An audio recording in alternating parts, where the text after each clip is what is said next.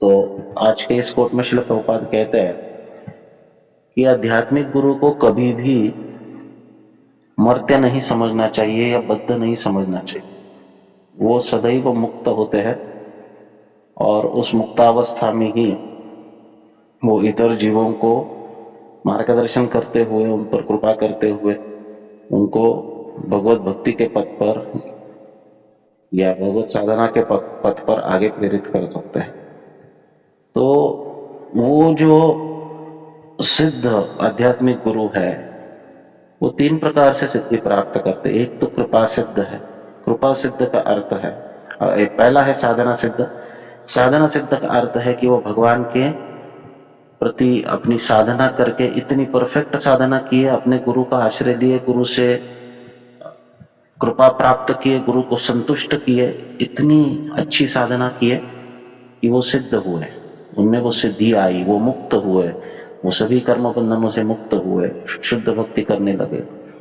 ये है कृपा सिद्ध, साधना सिद्ध। दूसरा है कृपा सिद्ध। कृपा सिद्ध का अर्थ है कि किसी वैष्णव की अहेतु की कृपा उसके ऊपर हो जाती है, वो सभी कल्मशों से मुक्त होता है, सभी कल्मशों से मुक्त होकर वो सिद्धि को प्राप्त करता है। सिद्धि का अर्थ यौगिक सिद्धि नहीं है, सिद्धि का अर्थ है भक्तिमय सिद्धि। सिद्धि को प्राप्त करता है और इस प्रकार से वो अन्य जीवों को आश्रय देने के लिए योग्य बन जाता है। और तीसरा जो होता है वो नित्य सिद्ध है, जिसको साक्षात भगवान ने भेजा है।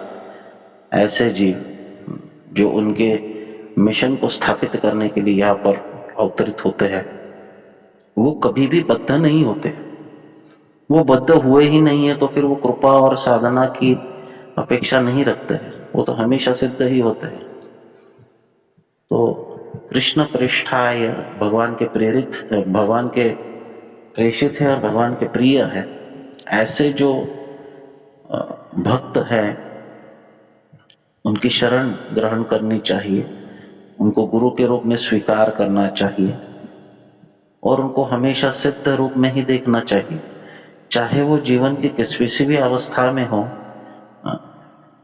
उनको एक सामान्य व्यक्ति की तरह, एक मर्त्य व्यक्ति की तरह, एक कर्मी व्यक्ति की तरह, एक बद्ध जीव की तरह कभी नहीं देखना चाहिए।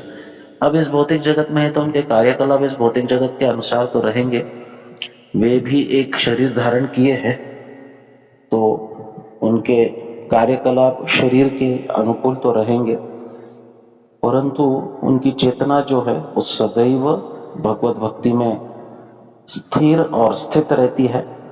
कभी कभी हमारी बद्धता की वजह से हम उनकी स्थिति को समझ नहीं पाते हैं, और चूंकि हम उनकी स्थिति को समझ नहीं पाते हैं, हम उनके विषय में गलतफहमी कर लेते हैं। तो गुरुजनों के विषय में गलतफहमी करना यानी आध्यात्मिक आत्महत्या करने के बराबर है। तो गुरु को कभी मर्त्य नहीं समझना चाहिए। गुरु को मर्त्य समझना और उसकी आज्ञा का अवज्ञा करना ये एक बहुत घोर अपराध है।